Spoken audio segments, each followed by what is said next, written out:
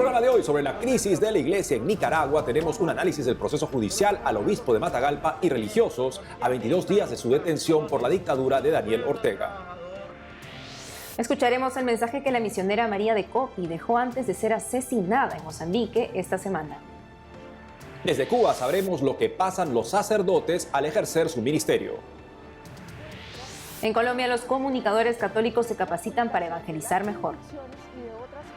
A vísperas del Día Mundial para la Prevención del Suicidio, sabremos cómo actuar ante el que sufre a raíz del caso de un alto ejecutivo que se quitó la vida hace poco. Hola Nati, ¿cómo estás? Hola Eddie, encantada de estar en compañía tuya nuevamente y de los televidentes. Así es amigos, gracias por estar con nosotros en su programa de noticias con enfoque católico. Soy Eddie Rodríguez Morel. Yo soy Natalí Paredes.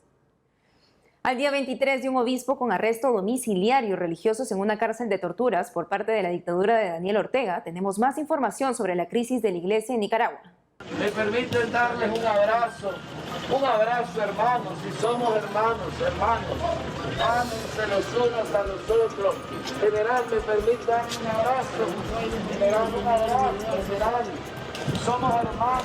No preciso ni decir todo esto que te digo. ¿En qué estado se encuentra el proceso judicial contra Monseñor Rolando Álvarez, 3 sacerdotes, un diácono, 2 seminaristas y un laico detenidos en la Casa Episcopal de Matagalpa la madrugada del 19 de agosto? Aquí le contamos. A la fecha no son conocidos los cargos bajo los cuales el obispo de Matagalpa y sus colaboradores vienen siendo detenidos desde el 19 de agosto en Managua y en la cárcel de torturas de El Chipote, respectivamente. Lo único es este comunicado del 5 de agosto de la policía que describe hechos desde su punto de vista para justificar la detención del obispo, 3 sacerdotes, un diácono, 2 seminaristas y un laico. Estar intentando organizar grupos violentos, incitándoles de ejecutar actos de odio en contra de la población, provocando un ambiente de zozobra y desorden, alterando la paz y la armonía en la comunidad, con el propósito de desestabilizar el Estado de Nicaragua y atacar a las autoridades constitucionales. El comunicado termina diciendo que los investigados se mantendrán en sus casas. En realidad, no los dejaron salir de la casa episcopal. El régimen ha actuado incluso fuera de los márgenes de la ley e incluso ya a día de hoy ni siquiera se preocupan por darle apariencia de legalidad a sus actuaciones, ya que ellos tienen todo el sistema, el aparato judicial a su favor, donde pueden ellos perfectamente crear cualquier delito, inventarte cualquier proceso judicial, y ellos pueden tener el resultado que quieren. Sin embargo, a ellos ya no les preocupa el tema de la apariencia de la legalidad. Por ejemplo, los sacerdotes en Matagalpa, en la curia de Matagalpa, fueron secuestrados durante 18 días sin ningún mecanismo legal. Es decir, a ellos no se les encontró en infraganti delito, no hubo una orden de un juez. Incluso la policía fue confesa en señalar de que los tenía bajo su mandato. Sin embargo, que no había ningún procedimiento, no había una denuncia, no había una investigación, simplemente los retuvo, y en nuestra legislación eso es un secuestro. El 19 de agosto, día del secuestro de Monseñor Álvarez y sus colaboradores, la policía publicó otro comunicado para incidir en el motivo de la detención de los religiosos. Durante varios días se esperó con mucha paciencia, prudencia y sentido de responsabilidad una comunicación positiva del obispo de Matagalpa, que nunca llegó a darse y que, al persistir las actividades desestabilizadoras y provocadoras, hizo necesario el citado operativo de orden público. Porque en lo jurídico él no tiene ningún procedimiento. Al día de hoy no existe una acusación, no existe una investigación específica sobre hechos puntuales. Simplemente el régimen decidió secuestrarlo y pues lo tienen en la casa de un familiar, donde incluso no solamente a él le han impedido muchos de sus derechos, sino que también eso trasciende a los familiares que habitan en esa misma habitación, en ese mismo lugar. Otro caso es el del padre Oscar Benavides de la diócesis de Ciuna, también encerrado en la cárcel de torturas. fue detenido mientras se dirigía a su parroquia el 14 de agosto. Tampoco son conocidos los cargos. En el pedido de ampliación de días para investigación del Ministerio Público, se considera al Estado como víctima y ofendido. Podemos adelantar es que a ellos se les celebró una audiencia a puertas cerradas con un abogado defensor impuesto por el mismo Estado, donde se pidieron 90 días para investigación sin haber justificado qué tipo de indicios sustentaban ese pedimento y sin haber sustentado para qué se querían esos 90 días, bajo una audiencia de un procedimiento reciente que se inventaron en Nicaragua para precisamente aplicar a opositores. Hasta ahora, si se cumpliera la ampliación de 90 días de arresto, los religiosos tendrían que salir el 8 de diciembre de este mismo año. Pues la mancha a nosotros. General, me permite dar un abrazo. General, un abrazo, general. Somos hermanos. No preciso ni decir todo esto que te digo. Ayer dimos cuenta del asesinato de la monja italiana María de Copi, asesinada a sus 84 años de edad por terroristas yihadistas en Chipene, Mozambique, al sur de África. En ese lugar sirvió como misionera durante 60 años. Hoy escucharemos a la misionera antes de morir. Según informó el diario Corriere del Veneto, la monja envió un mensaje de voz a su sobrina, Gabriela Bottani. Ella decidió compartir las últimas palabras de su tía antes de ser alcanzada por los terroristas del Estado Islámico el 6 de septiembre pasado. Serena y sin miedo, la religiosa dijo así. La situación se ha complicado debido a que el grupo al que llaman Al-Shabaab, los insurgentes, está muy cerca. El viernes atacaron un lugar de nuestra parroquia y parece que ayer entró un grupo aquí y está muy cerca. Parece que están armados, ya han secuestrado gente, han matado a gente. Por donde pasan, hacen masacres. Toda la gente de aquí está huyendo. Hoy un padre me ha dicho que las chicas del internado de Yar vuelven a casa y que las 4 aspirantes a combonianas también volverán a Nampula porque hay peligro. La situación es triste, muy triste. Toda la gente duerme a la intemperie en el bosque, entre plantas. Los que pueden van a los pueblos de Alúa, Masúa y los centros donde están un poco más protegidos. Pero mucha gente sigue durmiendo fuera, en el bosque. Es triste. Se trata de una situación muy triste. Todos están escapando, enfermeras, sacerdotes, todos. Gabriela, reza por ellos. Espero que Dios proteja a los misioneros y a este pueblo. Aquí disparan.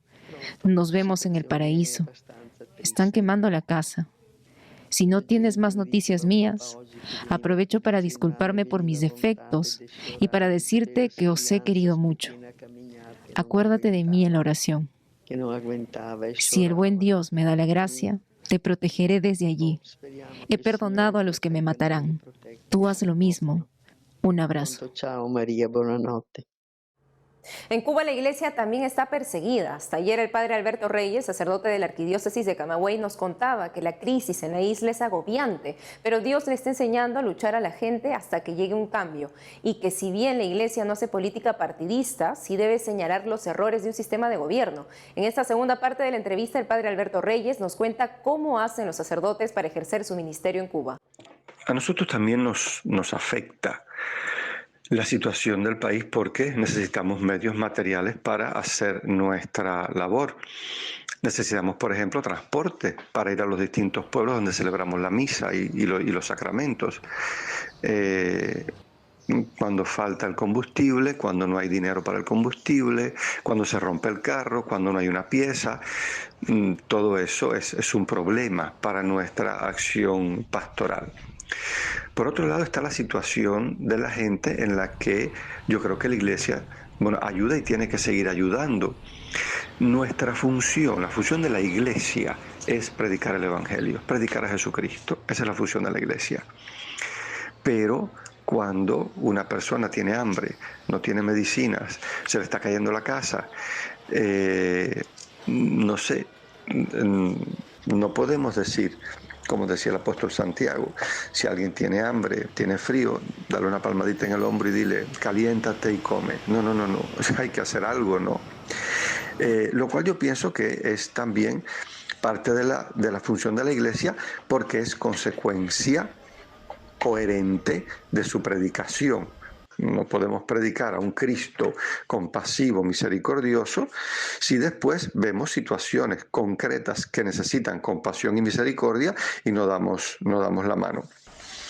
Por otro lado, hay un fenómeno con el que muchas veces no es fácil lidiar, y es que en este momento hay muchas personas en nuestras comunidades que vienen de una vida de paz y tranquilidad con el sistema marxista.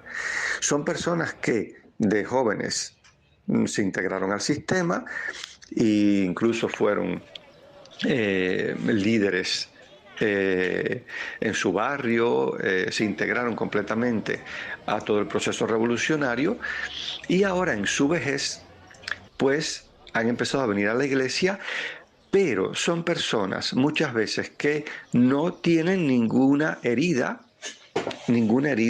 con respecto al sistema. Son personas que cuando el sacerdote dice algo en contra del sistema, se molestan, se ofenden, le escriben al obispo y se quejan.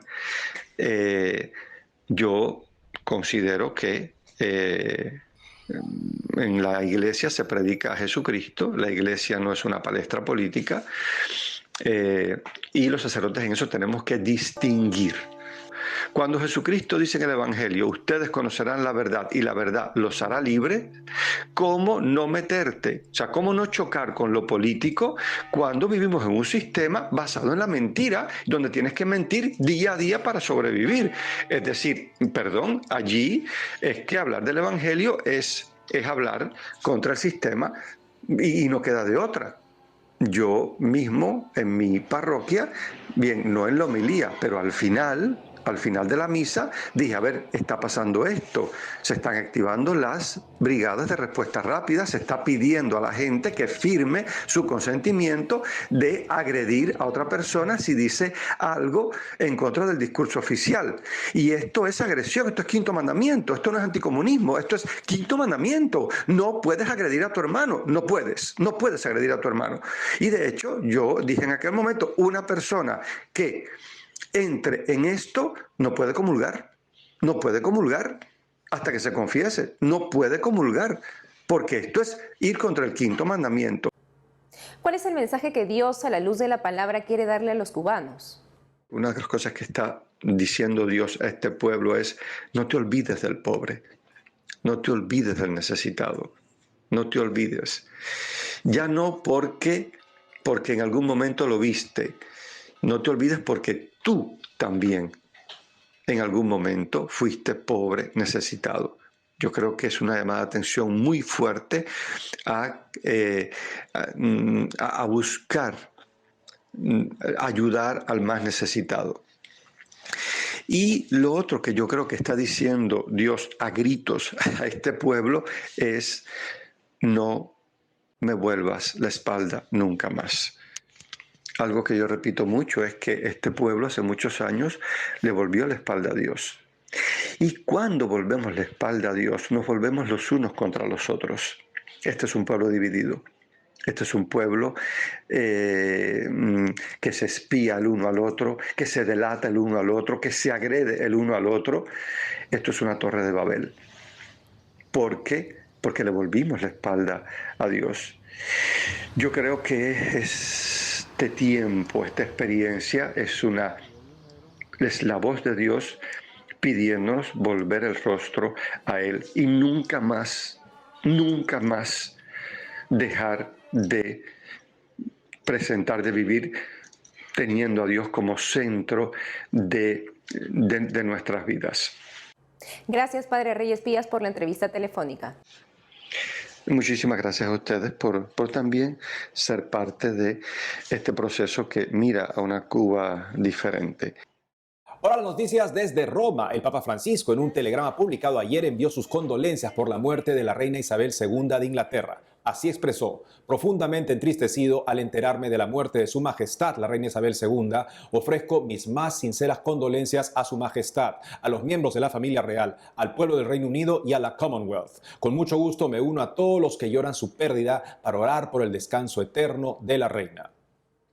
Tras la muerte de la reina Isabel II de Inglaterra, el padre Juan Manuel Góngora, sacerdote de la diócesis española de Almería, con alrededor de 55.000 seguidores en Twitter, publicó una imagen con algunos santos ingleses. En la fotografía se ven al santo mártir Tomás Moro, al santo converso desde el anglicanismo John Henry Newman y al reconocido escritor inglés, también converso al catolicismo Gilbert Keith Chesterton. En la publicación del sacerdote se lee: ellos fueron perseguidos y marginados por una monarquía devenida en un nido de herejía, piratería y masonería. Ahora lo políticamente correcto manda a ser hipócritas y eso no va conmigo ni con mi ser sacerdote de Jesucristo. Misericordia con los pecadores, pero no con el pecado. La Iglesia anglicana surgió en la primera mitad del siglo XVI tras el fallido intento del rey inglés Enrique VIII de que el Papa Clemente VII anule su primer matrimonio para que pueda casarse nuevamente. Por oponerse a la decisión del rey, su canciller y fiel católico santo Tomás Moro fue martirizado. Una breve pausa y al volver, en Colombia los comunicadores católicos se capacitan para evangelizar mejor. Además, a vísperas del Día Mundial para la Prevención del Suicidio, sabremos cómo actuar ante el que sufre a raíz del caso de un alto ejecutivo que se quitó la vida hace poco. Regresamos con más noticias con Enfoque Católico.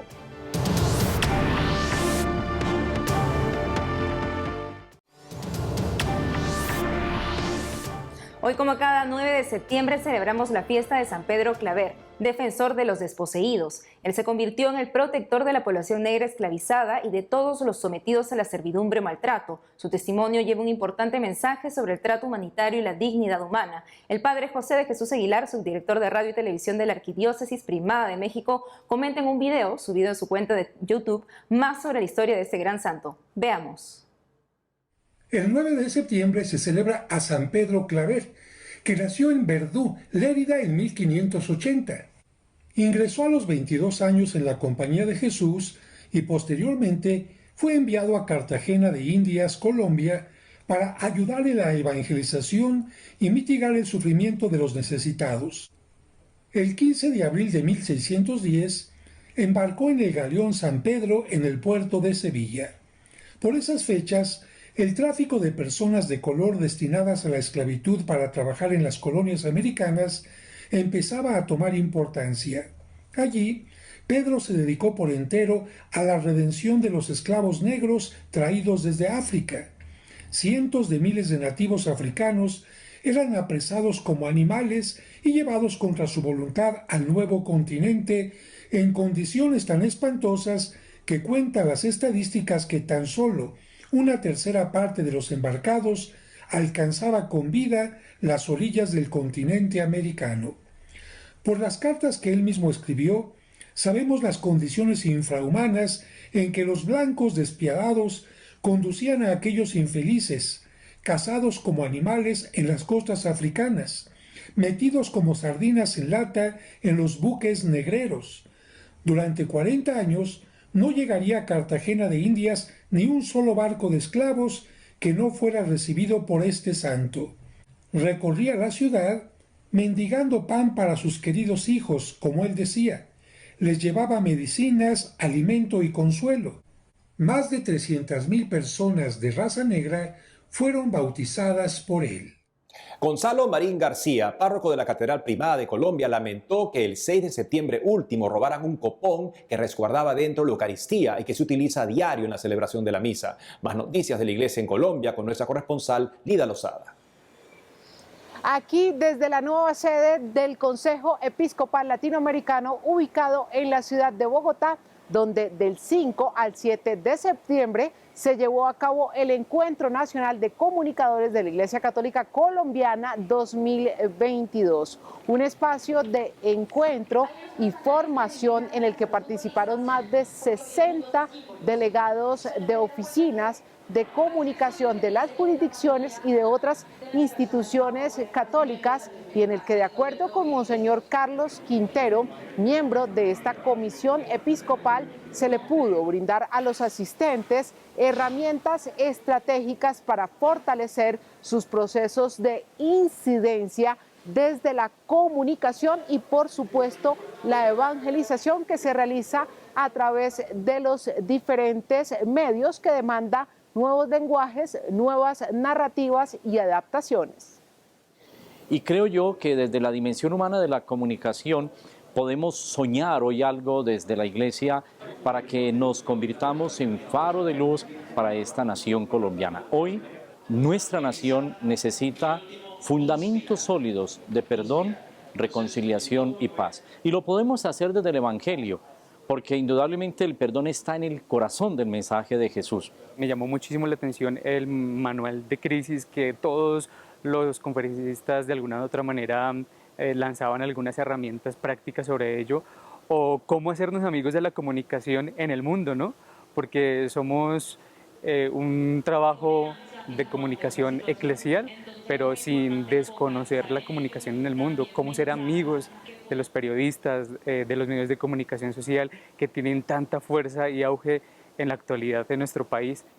Y en el marco de la Semana por la Paz número 35, que se desarrolla durante estos días bajo el liderazgo de la Iglesia Católica Colombiana, la diócesis de Soacha, ubicada en el departamento de Cundinamarca, y la Comisión de Conciliación Nacional convocaron a más de 30 representantes de instituciones públicas del municipio para darles a conocer el proceso y los resultados parciales de las consultas que se han venido realizando con líderes de este territorio en el marco del nuevo Acuerdo Nacional de Mínimos para la Reconciliación y la Paz, documento que será presentado por parte de la Iglesia Católica a través de esta Comisión de Conciliación al Gobierno Nacional y a los gobiernos locales. De acuerdo con el obispo de Soacha, escuchar y conocer lo que necesitan y exponen los líderes que han participado en este proceso es fundamental para buscar una paz que sea sostenible, completa y estructural. Decirle a la institucionalidad, esto es lo que está pensando la comunidad, esto es lo que está sintiendo, este es el fruto de su análisis y cuál es la respuesta que se le va a dar desde el Estado colombiano a estas situaciones. Desde Soacha nos unimos entonces a todo el recorrido nacional para ir estableciendo como esos mínimos definitivos, haciendo el aporte desde aquí y esperamos que sea algo valioso para la construcción de paz y que hacerlo en este contexto de la Semana por la Paz sea el mejor momento para decir que todos estamos comprometidos con esta realidad. Desde Colombia, Lida Lozada, EWTN Noticias. Mañana es el Día Mundial para la Prevención del Suicidio. La fecha nos motivó a buscar la guía espiritual del padre Antonio María Domenech frente a casos como el de un importante ejecutivo que se quitó la vida hace una semana en Nueva York. Este es el edificio donde al mediodía del viernes 2 de septiembre se suicidó Gustavo Arnal, de 52 años, lanzándose del piso 18 de su departamento en el barrio de Tribeca, en Nueva York. Arnal era director financiero de la empresa Bed Bath & Beyond. Esta compañía atraviesa una dura crisis. Según CNN, el 23 de agosto se presentó una demanda en la que Arnal y otros accionistas fueron acusados de inflar el precio de las acciones de la empresa. Ante el suicidio del hombre de negocios, el padre Antonio María Domenech, sacerdote de la diócesis española de Cuenca, dijo que se ha perdido la esperanza en Dios. Podríamos reflexionar sobre qué es lo que realmente nos da la esperanza necesaria para vivir. Vivimos en un mundo sin esperanza y está visto que las riquezas no la dan y no solucionan los problemas. El sacerdote español lamentó que un gran problema de este tiempo es que hay personas que ponen su esperanza en el dinero. El único que llena realmente es Jesucristo, entonces esa vaciedad, como no conocen otro camino, les lleva a quitarse la vida. Lo que pasa es que cada caso es totalmente distinto, ¿no? El padre Domenech remarcó que es importante acompañar a las personas antes del suicidio, Contó que estuvo en primera línea de suicidio en 17 casos, logrando que se eviten 15 de ellos. Por supuesto, con la gracia de Dios y a veces ayuda de profesionales, pero solo se me escaparon 2 porque no detecté que se estaban despidiendo de mí. Y creo que la gente cuando se encuentra cerca de un caso así se paraliza y creo que algo hay que hacer. Lo que no podemos hacer es decir, hoy sí que mala suerte, no se puede hacer nada, o lo que algunos dicen, cuando lo dice es que no lo quiere hacer. No, no es real. Cuando alguien lo dice es que lo va a hacer, sobre todo si dice el lugar.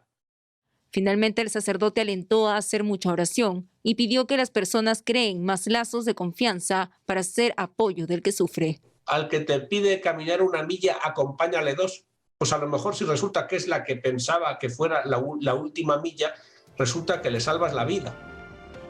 Amigos, estas han sido las noticias católicas de hoy. Ha sido todo un gusto estar otra vez con ustedes. No dejen de seguirnos en las redes sociales y también de lunes a viernes a las 12 del mediodía, hora de Miami por Radio Católica Mundial en su programa Más que Noticias. Hasta entonces.